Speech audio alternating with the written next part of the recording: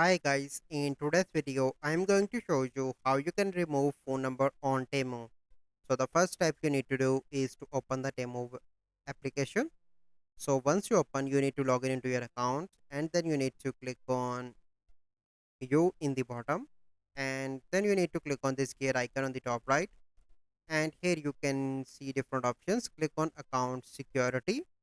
So once you are here you can see that my email is verified, and here you can see mobile phone number. Click on add, but here you can see I do not add any number. But let's suppose if your number is added, you simply need to click on edit here, and like this, and you can easily change number from here. So this is a process that you need to follow. So I hope you find this video helpful. If you find this video helpful, must like this video, subscribe to our YouTube channel for future videos. We'll see you in the next video. Thank you, have a good day.